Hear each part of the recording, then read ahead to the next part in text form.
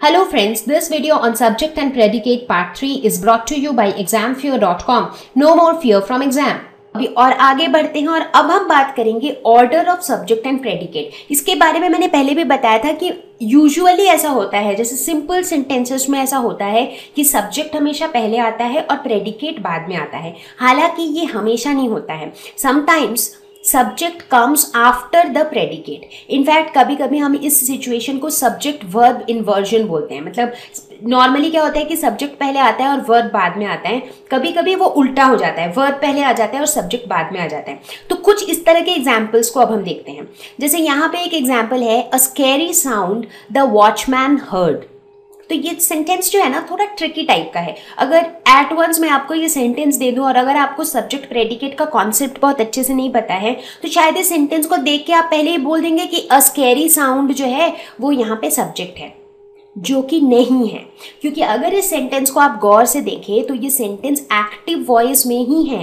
A scary sound the watchman heard, this sentence is equal to this sentence, the watchman heard a scary sound। ये दोनों sentences बिल्कुल same है, बस खाली जो सेंटेंस का जो वर्ड्स का जो ऑर्डर है वो चेंज कर दिया गया है। अदरवाइज ये दोनों ही सेंटेंस कौन से वॉइस पे है? दोनों ही एक्टिव वॉइस में है, राइट। तो और एक्टिव वॉइस में क्या होता है कि जो सब्जेक्ट होता है वो डूअर ऑफ द एक्शन होता है। तो अगर आप सोचते हैं कि स्कैरी साउंड सब्जेक्ट है बट स्कैरी साउंड यहाँ पे कुछ कर तो नहीं रहा है, राइट। कर कौन रहा है? वॉचमैन, क्योंकि वॉचमैन क्या कर रहा है? सुन रहा है, राइट। तो in this sentence the watchman is the subject और बाकी जो पार्ट है, अ स्कैरी साउंड हर्ड, ये सारा प्रेडिकेट का पार्ट है।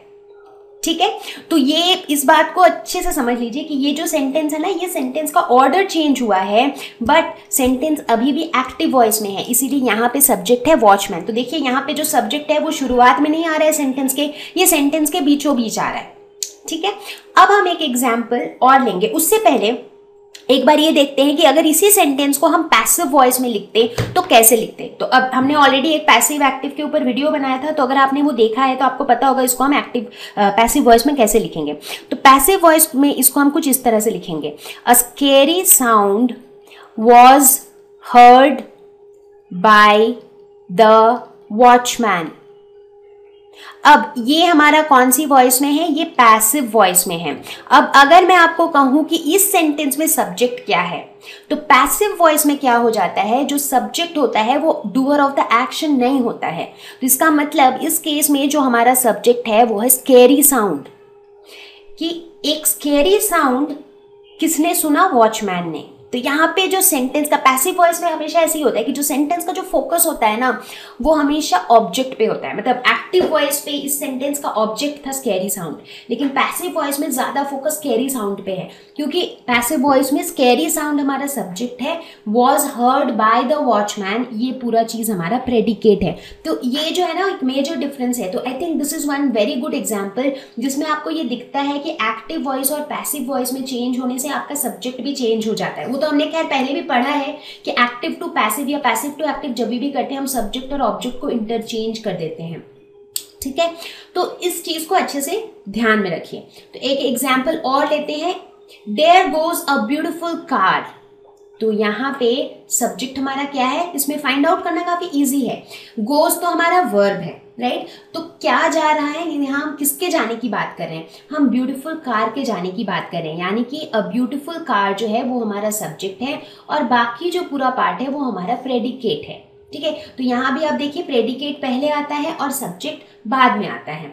ठीक है, तो जैसा कि मैं बता रही थी कि कभी कभी जो है सब्जेक्ट वर्ब इन्वर्जन हो जाता है। लाइक नॉर्मल सिंपल सेंटेंसेस में सब्जेक्ट पहले आता है फिर वर्ब आता है, बट अगर इस सेंटेंस को देखें तो वर्ब पहले आ रहा है उसके बाद सब्जेक्ट आ रहा है, तो सब्जेक्ट वर्ब इन्वर्जन हो गया है। Thank you. Please visit examfear.com for free quality education. You can learn with a simple 4-step learning process wherein you can watch video lessons, you can ask your questions, you can refer notes, and you can take a free online test. We have content for class 6 to 12 on physics, chemistry, mathematics, and biology along with practical videos. So please subscribe to our channel for daily updates. Thank you.